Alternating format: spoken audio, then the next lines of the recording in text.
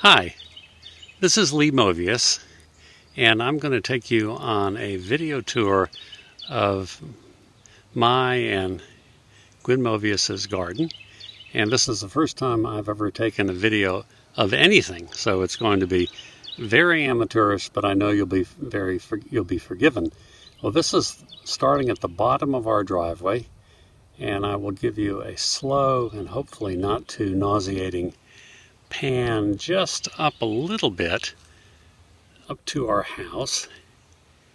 And now we're going to go back and look at a few pretty things that are in bloom. These are obviously lovely azaleas. I don't know the type of azalea they are, but they're right at their peak right now, and behind them are some lovely white azaleas too. And we're going to walk up a bit, and I apologize if this is too jerky.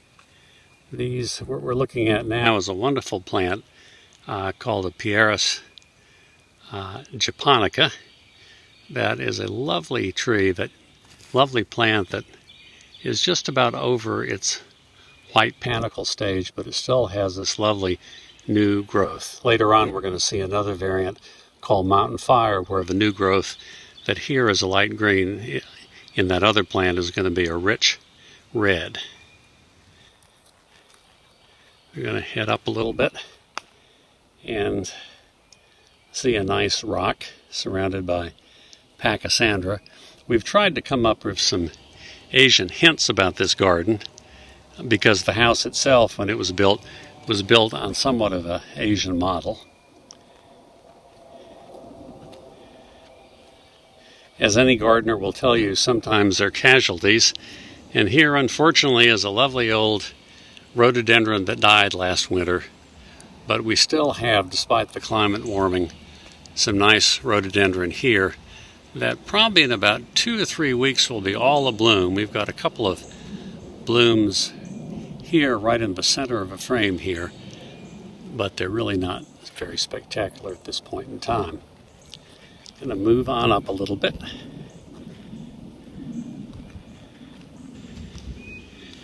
And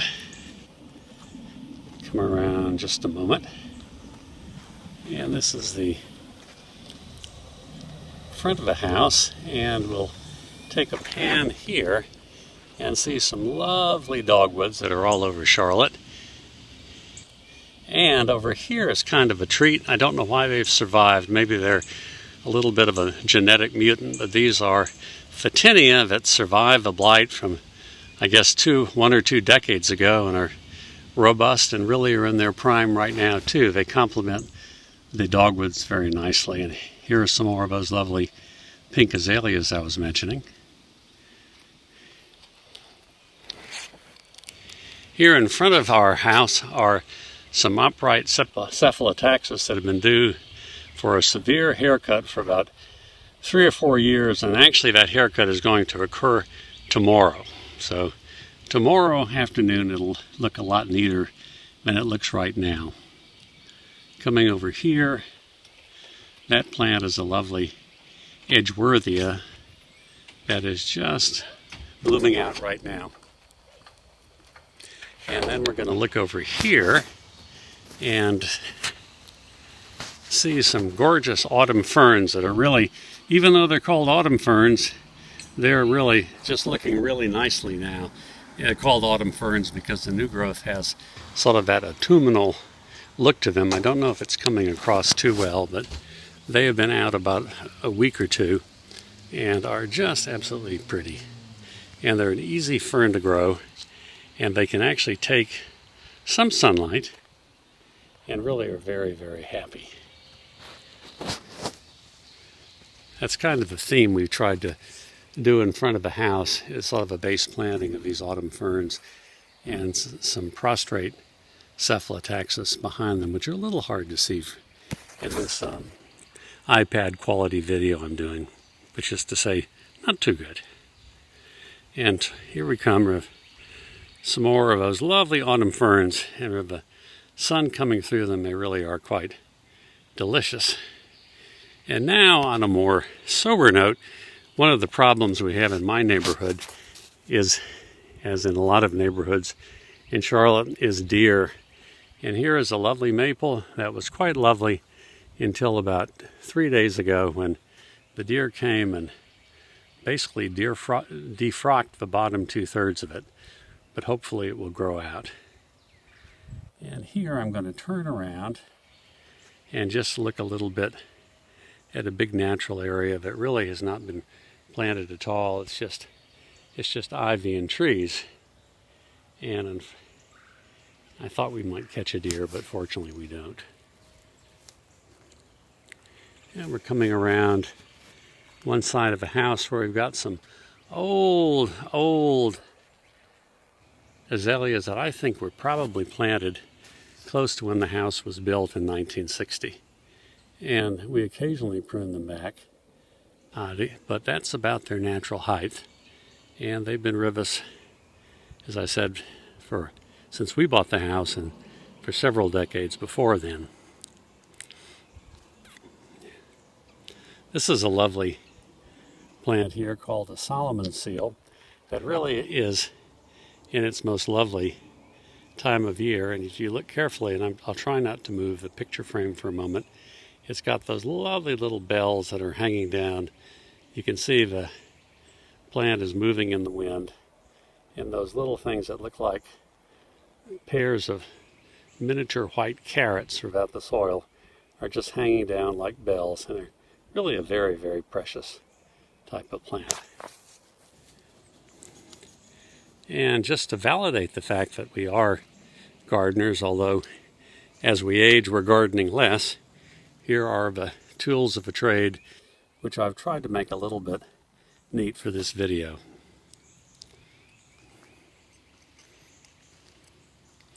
Walking along a path on the side of a house, I mentioned earlier that wonderful plant called a Prs Japonica, and this is the other type we have called Mountain Fire. And as I go up here, I think if I hold it still, you can see that wonderful red growth is a new growth. It'll turn green, but it's called Mountain Fire because of the color of the growth when it's new. This is an amphibian that never seems to move, no matter what I do. It just has great powers of concentration, and it's assumed that position now for about 2 or 3 years. I don't know when it eats, but obviously it's not when I'm looking. And we're walking along a path, heading towards the back of the house. But before we go to the back of the house, we're going to hang a hard left and go up some steps. And these are another lovely type of fern called a tassel fern. They really are just absolutely scrumptious. Very different growing habit than the autumn ferns I showed you. They form these big clumps, and they're basically evergreen. And that green growth is reviewed till just before the new growth comes out. And now we're walking away from the house, up a walk. This is supposed to be a mossy walk, and it's mostly walk, but just if you're thinking about establishing a mossy area, it takes a lot of work because for some reason, at least in our yard, even though it's shady, mossy areas attract their own particular types of weeds, and so to keep it weeded is pretty tricky and something we don't always do well. Got a lot of azaleas in bloom up here. It's pretty. And here's a rhodie up there just waiting to bust out in a couple of weeks. And a look back, and you can see in the distance now in the center more of that wonderful Prs Mountain Fire. And now we'll continue our walk away from the house to a little upper garden we have, where the deer also and the antelope also play. And more azaleas, more mountain fire, another nice Japanese maple that the deer munched on about a week ago. I think it'll recover, but it's going to remain ugly for another month or so. Here's some more of those lovely tassel ferns I was mentioning. They're more formal than some ferns, but they do add a nice sort of anchoring base whenever you want to plant them to something that might be a little bit more freeform. This is a stone wall we have that is in the center. We call it our half moon wall because it's half a circle, and it marks the end of our garden as our garden exits onto Hardison Road. I cannot claim credit for the lovely azaleas in the background. They're our neighbors. And now I'm going to turn 180 degrees, go back down this walk, and we're going to head way down there and see what we find.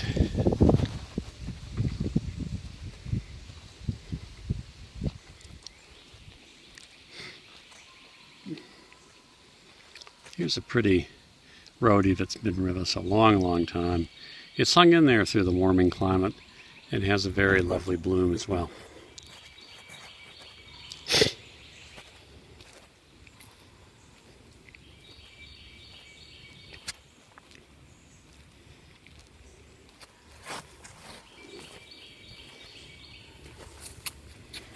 And this will give you a little feel for where we're going. We're going to head straight ahead, going down this path on the right.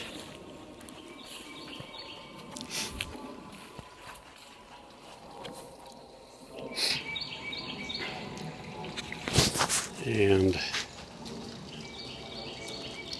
we're going to see our koi pond on the left, and we'll see if we can get a close-up of a couple of fish a little bit later. But right now I want to go straight ahead and look at our house from the back part of our courtyard, because it's got some pretty plantings too. And so I'm turning around, and if I can do this right, and facing our house. Our house is basically in the shape of a big U, with the open part of the U facing backward. And so this is one end of our house, and it's all a big courtyard. Comes around like that. Here's the other wing with a porch, and we've got a couple of cute trees here. This is a Vitex, which it leaves out very late. It's probably got another month to go. And then this thing here, it's very hard to see in this kind of shade, but that's a giant Japanese maple. It is probably about 40 feet tall now, and just looms over the house. I'm angling the camera up. This is a cute little area we have here. When the house was built in 1960, they built what I can only call a mid-century modern cement bench, and that's what we're looking at now, with a little Asian doodad on top of it. But as odd as that bench is, we both really kind of think it's cool.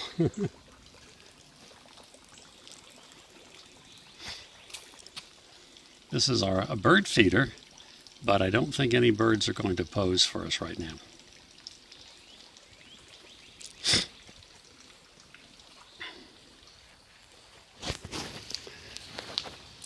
This is a plant I absolutely love it's a type of Mahonia.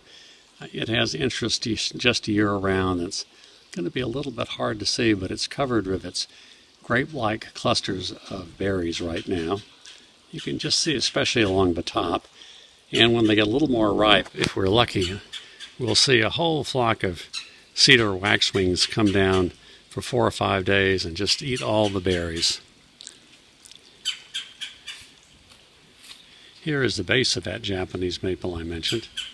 And it just goes up and up and up and up and up.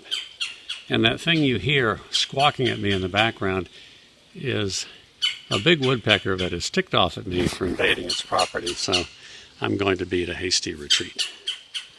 And so I'm turning around with my back to the house, and we're going to go over and see what we have away from the house.